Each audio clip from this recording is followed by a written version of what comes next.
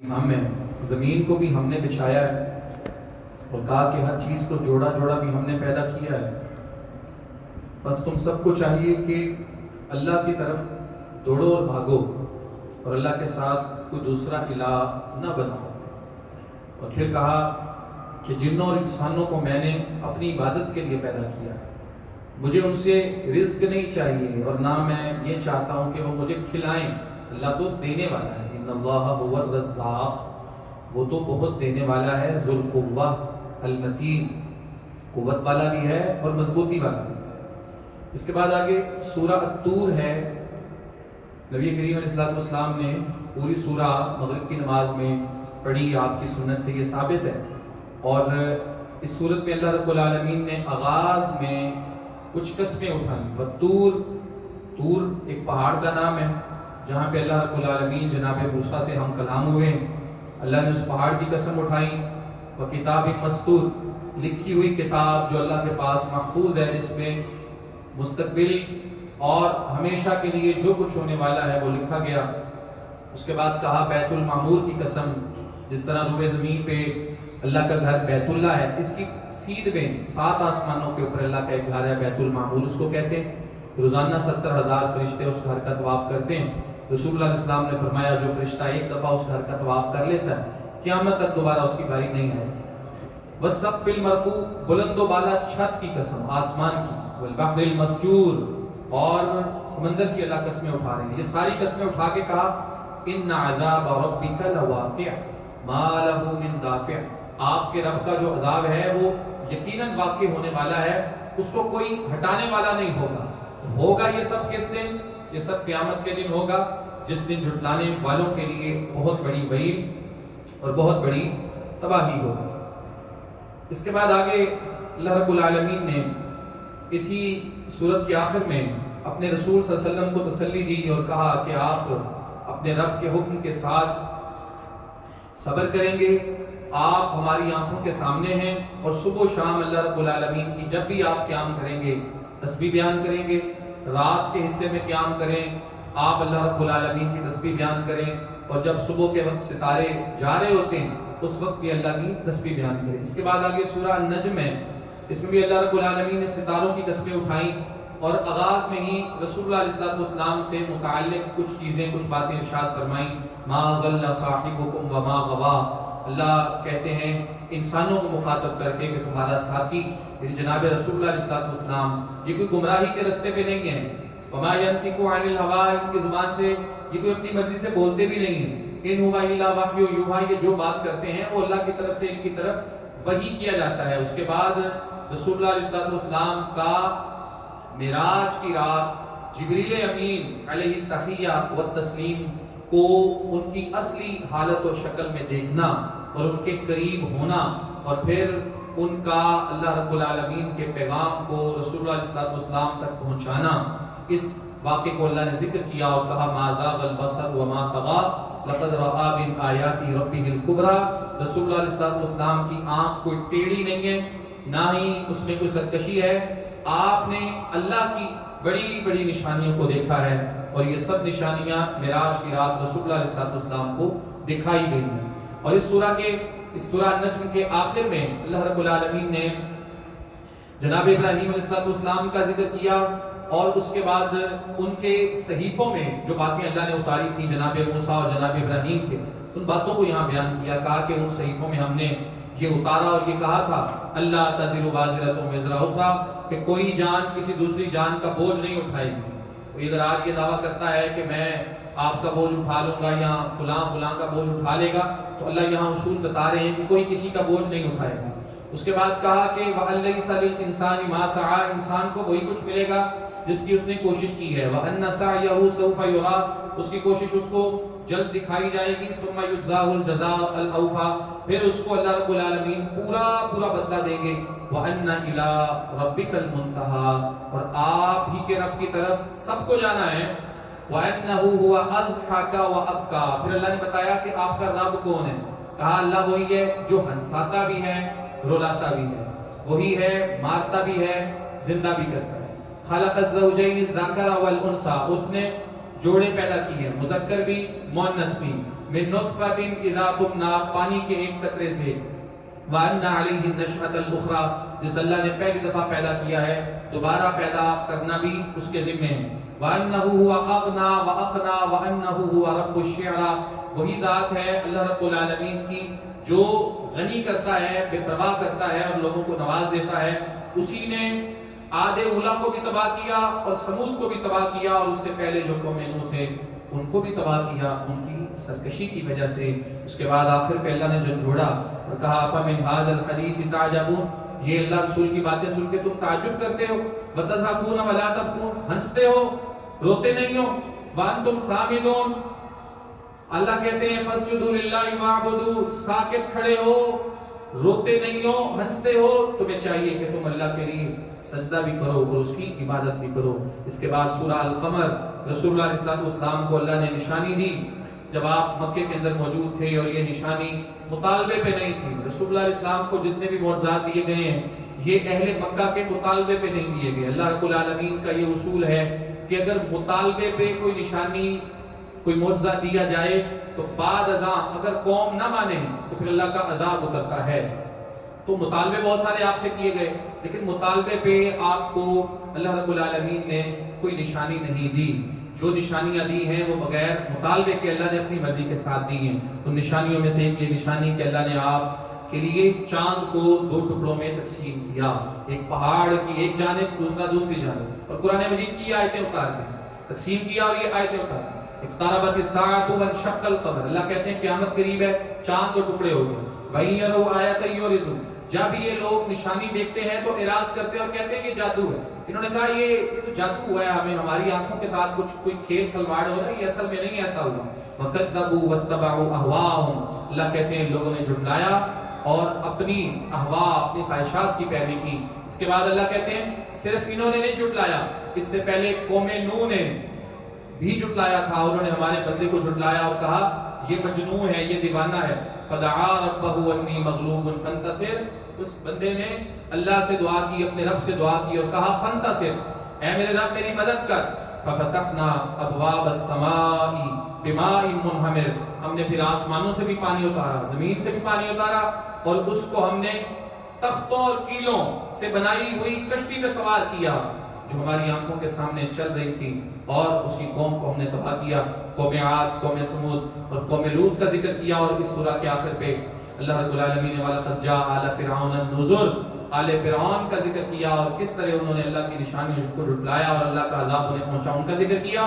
اور بالکل آخر پہ ان المتقین فی جنات وانہار، اللہ کہتے ہیں کل شیء فعلوہ فی الزبر، ہر چھوٹی سے چھوٹی چیز، کل صغیر و کبیر مستطر ہمارے پاس لکھی ہے۔ ان المتقین فی جنات ونہر، بے شک جو متقین ہیں وہ باغات میں ہوں گے، جنتوں میں ہوں گے اور نہروں میں ہوں گے، اپنے رب کے پاس ہوں گے۔ اور اسی سورہ میں بار بار اللہ رب العالمین نے پچھلی سابقہ قوموں کا ذکر کیا اور ساتھ ساتھ کہا وَلَقَدْ يَسَّرْنَا الْقُرْآنَ لِلذِّكْرِ فَهَلْ مِن مُدَّكِرٍ، ہم نے قرآن مجید کو نصیحت کے لیے آسان بنایا، کیا کوئی نصیحت حاصل کرنے والا ہے؟ قرآن مجید نصیحت کے لیے انتہائی آسان ہے، آپ کسی بھی مقام سے کھول کے پڑھنا شروع کریں، سننا شروع کریں، نصیحت ملنا شروع ہو جائے گی۔ اللہ کہتے ہیں نصیحت کے لیے یہ کتاب بڑی آسان ہے۔ فَهَلْ مِن مُدَّكِرٍ، کیا کوئی ہے جو نصیحت لینے والا ہو، نصیحت پکڑنے والا ہو؟ اس کے بعد آگے سورہ الرحمن ہے۔ اللہ رب العالمین نے اس سورہ کا آغاز اپنے خوبصورت وصفی نام الرحمن سے کیا، اس کے بعد اپنے کمالات بتائے، خلق الانسان تعارف کروایا اپنا کہ رحمان وہ ہے جس نے انسان کو پیدا کیا ہے، جس نے انسان کو بولنا سکھایا ہے۔ رحمان وہ ہے الشمس والقمر بحسبان، جس نے سورج اور چاند کی پوری ترتیب اور سیٹنگ لگائی ہے۔ والنجم والشجر یسجدان، روئے زمین کے اوپر جو ستارے ہیں یا جو درخت ہیں وہ سب کے سب اللہ کے آگے سجدہ کر رہے ہیں۔ آسمان کو اسی رحمان نے بلند بھی کیا ہے۔ ووضع المیزان، میزان ترازو اس نے مقرر کیا ہے اور حکم دیا ہے ترازو کے اندر ماپ تول میں تم نے کمی نہیں کرنی، سرکشی نہیں کرنی۔ واقیموا الوزن بالقسط ولا تخسروا الميزان، اللہ کہتے ہیں ہم نے حکم دیا ہے، رحمان نے حکم دیا ہے کہ انصاف اور عدل کے ساتھ تم نے زمین پہ ترازو کو قائم کرنا ہے، اس کے اندر نقص نہیں کرنا۔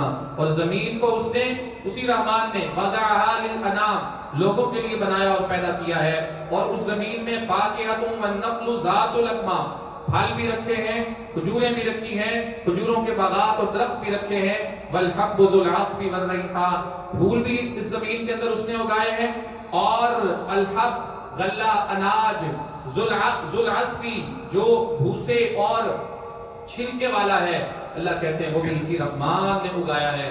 یہ نعمتیں اور اپنے کمال ذکر کر کے فَبِأَيِّ آلَاءِ رَبِّكُمَا تُكَذِّبَانِ، تم دونوں اللہ تعالیٰ کی کون کون سی نعمتوں کو جھٹلاؤ گے؟ دونوں سے مراد یہاں پہ جنات اور انسان، دونوں مخلوقات کو اللہ نے مخاطب کیا ہے، کیونکہ دونوں ہی روئے زمین پہ مکلف ہیں، اچھائی اور برائی میں ان کو اختیار دیا گیا ہے، اور اس کے مطابق جزا و سزا کا معاملہ روز قیامت ان کے ساتھ ہونے والا ہے۔ تو اللہ تعالیٰ دونوں کو مخاطب کرتے ہیں اور بار بار کہتے ہیں، 30 سے زیادہ دفعہ، تقریباً 33 دفعہ اللہ نے یہ جملہ، یہ آیت دہرائی، فَبِأَيِّ آلَاءِ رَبِّكُمَا تُكَذِّبَانِ، اپنے رب کی کون کون سی تم نعمتوں کو جھٹلاؤ گے؟ اور پھر نعمتوں کا ایک سیکوینس ہے، صرف ترجمہ ہی اس سورہ کا کافی ہے اس کے مفہوم کو جاننے کے لیے۔ اللہ کہتے ہیں خلق الانسان من صلصال کالفخار، اللہ کی ذات، رحمان کی ذات وہ ہے جس نے انسان کو بچنے والی مٹی سے پیدا کیا۔ بچنے والی مٹی سے مراد جب جناب آدم علیہ السلام کی مٹی کو اللہ نے پانی کے ساتھ ملا کے گویا ہے، اس کے بعد اس مٹی کو خشک کیا گیا ہے۔ خشک ہو کے جب کوئی بھی کیچڑ خشک ہو جاتا ہے تو اس کے اندر ایک کڑک آ جاتی ہے، اس کڑک کو اردو زبان میں بچنے والے لفظ کے ساتھ بیان کیا جاتا ہے، تعبیر کیا جاتا ہے۔ تو اللہ کہتے ہیں اس مٹی کے ساتھ ہم نے انسان کو پیدا کیا، اور جو جن ہے جن، ان کو ہم نے آگ سے پیدا کیا۔ رب المشرقین و رب المغربین، رب کون ہے؟ جو مشرقوں کا بھی رب ہے، مغربوں کا بھی رب ہے۔ اچھا، یہاں پہ مشرقوں اور مغربوں کا لفظ اللہ نے استعمال کیا ہے، مشرق اور مغرب تو ایک ایک ہیں، لیکن مشرقوں مغربوں، دو مشرق دو مغرب کا ذکر کیوں کیا؟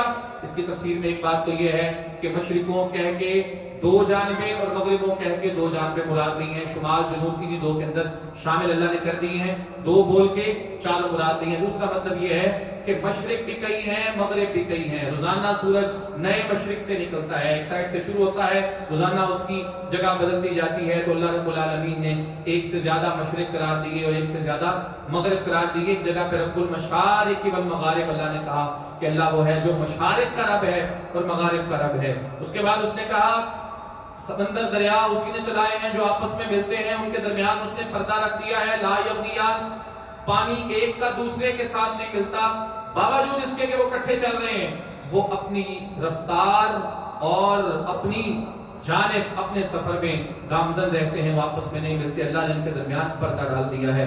یخرج منہما اللؤلؤ والمرجان، رحمان وہی ہے جس نے نکالا ہے، نکلتے ہیں اس سے اللؤلؤ والمرجان، موتی بھی اور قیمتی جواہرات بھی، ہیرے بھی، وَلَهُ الْجَوَارِ الْمُنشَآتُ فِي الْبَحْرِ وَالْأَعْلَامِ، وہی ذات ہے اللہ کہتے ہیں جس نے کشتیاں بنائی ہیں تمہارے لیے، بحری بیڑے بنائے ہیں، فی البحر، سمندروں کے اندر جو چلتے ہیں، کالاعلام، پہاڑوں جیسے، پہاڑوں کی طرح۔ اور یہ بحری بیڑے آج کل تو انجن ہے، اس دور میں انجن تو نہیں تھا ان کو چلانے کے لیے، کیا تھا؟ اونچا کر کے کپڑے لگائے جاتے تھے، اور انہی کپڑوں سے ہوائیں جب چلتی تو ان کو سفر کروا دیتی، اور جس رخ کے کپڑے ہوتے اس طرف ان کو لے کے چلی جاتی، جب رکنا ہوتا کپڑوں کو نیچے کر دیا جاتا۔ تو اللہ کہتا ہے کہ یہ کشتیاں اگر سمندر و دریاؤں میں چل رہی ہیں تو یہ اللہ کے حکم سے چل رہی ہیں۔ کشتی کا دریا اور سمندر پہ کھڑے رہنا، ڈوبنا نہ، یہ بھی اللہ کی ایک نعمت ہے، اور پھر ہواؤں کے ذریعے اس کا چلنا، یہ اللہ کی دوسری نعمت ہے۔ کل من علیہا فان، پھر کہا زمین، روئے زمین پہ جو کوئی بھی ہے وہ ختم ہونے والا ہے۔ وَيَبْقَى وَجْهُ رَبِّكَ ذُو الْجَلَالِ وَالْإِكْرَامِ، قائم رہنے والی ذات صرف اس ایک اکیلے اللہ کی ہے جو تیرا رب ہے، ذو الجلال والإکرام، جلال والا ہے اور عزت و اکرام والا ہے۔ يَسْأَلُهُ مَنْ فِي السَّمَاوَاتِ وَالْأَرْضِ، جو کوئی بھی زمین و آسمانوں میں ہے اس کا سوالی ہے، اس سے مانگتا ہے، یسألہ، اس سے سوال کرتا ہے، اس سے مانگتا ہے، جو کوئی بھی زمین و آسمان، کل یوم ہوا فی شان، ہر دن اس کی ایک الگ شان ہوتی ہے۔ سنفرغ لکم ایھا الثقلان، اے انسانوں جنوں کی جماعت، ہم ان قریب تمہارے لیے فارغ ہوں گے تمہارا حساب کرنے کے لیے۔ اے جنوں انسانوں کی جماعت، اگر آسمانوں زمینوں کے کناروں سے تم نکلنا چاہتے ہو، طاقت رکھتے ہو تو نکل کے دکھاؤ۔ یرسل علیکما شواظ من نار ونحاس فلا تنتصران، اللہ کہتے ہیں تانبے اور شعلے یہ تم پہ برسائے جائیں گے اور تم بدلہ بھی نہیں لے سکو گے. فَإِذَا انشَقَّتِ السَّمَاءُ قیامت کا ذکر کیا اور کہا قیامت والے دن آسمان پھٹ جائے گا. فَكَانَتْ وَرْدَةً كَالدِّهَانِ اس طرح سرخ ہوگا جیسے گلاب کا پھول ہوتا ہے. فَيَوْمَئِذٍ لَا يُسْأَلُ عَنْ ذَنبِهِ انسٌ وَلَا جان کسی دوسرے کے گناہ کے بارے میں دوسرے انسان کو اللہ نہیں پوچھے گا. جس کی جو غلطی ہے اسی سے حساب اور محاسبہ کیا جائے گا. يُعْرَفُ الْمُجْرِمُونَ بِسِيمَاهُمْ مجرموں کو ان کی پیشانیوں سے پہچان لیا جائے گا. فَيُؤْخَذُ بِالنَّوَاصِي وَالْأَقْدَامِ قدموں سے اور پیشانی کے سر کے ابتدائی آغاز والے بالوں سے ان کو پکڑ لیا جائے گا. هَذِهِ جَهَنَّمُ الَّتِي يُكَذِّبُ بِهَا الْمُجْرِمُونَ یہ وہ جہنم ہے جس کو مجرم جھٹلاتے تھے. يَطُوفُونَ بَيْنَهَا وَبَيْنَ حَمِيمٍ آن اللہ کہتے ہیں چکر لگائیں گے اس کا گھومیں گے اس کے ارد گرد اور یہ سزا ان کو دی جائے گی. اس کے بعد یہ جو سورہ رحمان کا آخری رکوع ہے اس میں اللہ رب العالمین نے جنت کی بات کی اور اہل جنت پہ اپنے انعامات کا ذکر کیا اور کہا وَلِمَنْ خَافَ مَقَامَ رَبِّهِ جَنَّتَانِ وہ بندہ جو اللہ کے سامنے کھڑا ہونے سے ڈر گیا جس کو ڈر لگتا ہے کہ میں نے اللہ کے سامنے پیش ہونا اور کھڑے ہونا ہے. جنتان اس کے لیے 2 جنتیں ہیں. اچھا جنت تو بنیادی طور پہ تو ایک ہی ہے جس میں سب نے جانا ہے لیکن جنت کا لغوی معنی ہے باغ. اس جنت کے اندر کئی باغات کئی محلات کئی جنتیں ہوں گی. تو اللہ کہتے ہیں جو اللہ کے سامنے کھڑا ہونے سے ڈر گیا اس کے لیے 2 باغات ہیں 2 جنتیں ہیں. جنت میں 2 جنتیں ہیں. ذواتا افنان ایسے باغ ہیں جو ٹہنیوں والے ہیں شاخوں والے ہیں. ایسا باغ جس کے اندر ٹہنی نہیں شاخیں نہیں تنے نہیں درخت نہیں اس باغ کا کیا فائدہ. تو اللہ کہتے ہیں ذواتا افنان وہ باغ ایسے ہیں دونوں ہی ٹہنیوں اور شاخوں والے ہیں. فیہما عینان تجریان ان کے اندر چشمے بہ رہے ہیں. فیہما من کل فاکہۃ زوجان ان دونوں باغوں کے اندر ہر پھل کی 2 قسمیں ہیں. زوجان عام طور پہ ہمارے ہاں بھی ایک پھل اس کی کئی قسمیں ہوتی ہیں. ایک پھل مثلا انار ہے اس کی کئی قسمیں ہیں. ایک سرخ ہے ایک سفید ہے سفید کی کئی قسمیں ہیں. تو اللہ کہتے ہیں اس کے جو پھل ہوں گے ان دونوں باغوں کے زوجان ان کی 2 قسمیں ہوں گی. متکئین علی فرش بطائنها من استبرق وجنى الجنتین دان اللہ کہتے ہیں جنت والے ان 2 باغوں میں جانے والے لوگ اپنے بستروں پہ ٹیک لگائے ہوئے ہوں گے. بستر بھی کیسے بطائنها من استبرق جن کا استر ہر بستر یا جو کپڑا ہم اپنے اوپر لیتے ہیں اس کا ایک استر ہوتا ہے. ایک استر سے مراد اندرونی کپڑا جو اندر کپڑا لگایا جاتا ہے اور دوسرا وہ کپڑا جو باہر لگایا جاتا ہے. تو اللہ کہتے ہیں جن بستروں پہ اور جن تختوں پہ اور جن پلگوں پہ اللہ ان کو بٹھائے گا اور وہاں جو بڑے بستر ہوں گے بطائنها من استبرق ان کا جو استر ہوگا اندرونی کپڑا ہوگا وہ موٹی ریشم کا ہوگا. باہر کا کپڑا کیسا ہوگا وہ اس سے بھی اعلیٰ. وجنى الجنتین دان اور ان دونوں باغوں کے جو پھل ہیں دان یہ قریب ہوں گے. مطلب یہ ہے عام طور پہ پھل کسی بھی باغ میں لگا ہوا جو قریب ہوتا ہے لوگ اتار لیتے ہیں. جو زیادہ اونچا ہوتا ہے ہر شخص کی پہنچ پہ نہیں ہوتا لوگ اس کو عام طور پہ نہیں اتارتے وہ بچ جاتا ہے. تو جنت کے سارے پھل اللہ کہتا ہے جنتیوں کی ایکسیس میں ہوں گے ان کے قریب ہوں گے. وہ جب چاہیں گے جتنا چاہیں گے اللہ تعالیٰ ان کو دے گا اور ان کے منہ کے قریب کر دے گا. فَبِأَيِّ آلَاءِ رَبِّكُمَا تُكَذِّبَانِ نعمتوں کا ذکر ہوتا جا رہا ہے اور ساتھ ساتھ اللہ کے سوال کرتے جا رہے ہیں کہ اب اللہ کی کن نعمتوں کو تم جھٹلاؤ گے. اگلی جو نعمت اللہ نے بیان کی ہے فِيهِنَّ قَاصِرَاتُ الطَّرْفِ لَمْ يَطْمِثْهُنَّ إِنسٌ قَبْلَهُمْ وَلَا جَانٌ اللہ کہتے ہیں یہ جن جنتوں کی بات ہو رہی ہے نا ان جنتوں کے اندر اللہ تعالیٰ اہل جنت کو عورتیں بطور بیویاں حوریں بھی دے گا اور ان کی جو صفت اور وصف اللہ نے بتایا ہے وہ سمجھنے والا ہے. قاصرات الطرف ایسی عورتیں ان کو دے گا جن کی نظریں جھکی ہوئی ہوں گی جو اپنی عزتوں کی حفاظت کرنے والی ہوں گی. عورت کی شاید ہر خامی ایک مرد برداشت کر سکتا ہے لیکن اگر اس کی نگاہ جھکی ہوئی نہیں ہے وہ دائیں بھی دیکھتی ہے بائیں بھی دیکھتی ہے ادھر ادھر بھی دیکھتی ہے تو ایسی خامی عام طور پہ غیرت مند برداشت نہیں کر سکتا. تو اللہ رب العالمین نے اہل جنت کے لیے ان کے مزاج ان کی طبیعت ان کی جبلت ان کی خلقت ان کی فطرت کے عین مطابق جنتی عورتیں رکھی ہیں. اللہ کہتا ہے ایسی عورتیں ہوں گی قاصرات الطرف، جو ہر طرف آسے پاسے دیکھنے والی نہیں ہوں گی، نگاہیں ان کی جھکی ہوں گی. لم یطمثہن انس قبلہم ولا جان، اور ایسی عورتیں ہوں گی جن کو پہلے نہ کبھی کسی انسان نے چھوا ہے نہ کسی جن نے چھوا ہے. فبأي آلاء ربكما، یہ تو جنت کی عورتیں ہیں جو اللہ نے جنت کو دیکھا. اچھا جو دنیا والی عورتیں ہیں جو جنت میں جائیں گی، اللہ رب العالمین ان کو بھی وہاں پہ لے جائے گا، پاک اور صاف کر کے لے جائے گا، اور ان جنت کی حوروں سے زیادہ عظمت ان کو دے گا ان دنیاوی عورتوں کو جو جنت میں پہنچنے میں کامیاب ہو جائیں گی، ان کو زیادہ عظمت دی جائے گی. اس کے بعد کہا کأنہن الیاقوت والمرجان، یہ جن عورتوں کی اللہ بات کر رہے ہیں نا، وہ دکھنے میں ایسی ہوں گی جیسے یاقوت اور مرجان ہوتا ہے. یاقوت اور مرجان دونوں جواہرات کے نام ہیں، دونوں خوبصورت موتیوں کے جواہرات کے نام ہیں. اللہ کہتے ہیں دکھنے میں وہ یاقوت اور مرجان ہوں گی. یہ سب اللہ کیوں دے رہا ہے؟ هل جزاء الاحسان الا الاحسان، اچھائی کا بدلہ اچھائی کے علاوہ اور کیا ہو سکتا ہے؟ جس نے دنیا میں اچھا کام کیا، اللہ رب العالمین کی عبادت میں لگا رہا اور اس کے لیے اپنی ہر چیز قربان کرنے کے لیے تیار تھا، اس کو اس سے بڑھ کے بدلہ ملنا چاہیے. وَمِن دُونِهِمَا جَنَّتَانِ، یہ جن دو جنتوں کا ذکر آپ نے سنا، اللہ کہتے ہیں اس کے علاوہ دو جنتیں اور ہوں گی، دو باغ اور ہوں گے. وَمِن دُونِهِمَا جَنَّتَانِ، اس کے علاوہ دو باغات اور ہوں گے. مُدْهَامَّتَانِ، وہ دونوں باغ گہرے سبز کلر کے ہوں گے. گہرے سبز کلر کے کیوں کہا ہے؟ باغ کا حسن سبزے کے ساتھ ہے، جتنا سبزہ زیادہ ہوگا اتنا باغ کی اہمیت بڑھ جائے گی. تو اللہ کہتے ہیں وہ گہرے سبز رنگ کے ہوں گے. فیہما عینان نضاختان، اور جو دو الگ باغ ہیں ان کے اندر چشمے ہوں گے نضاختان، جو ابلنے والے ہیں.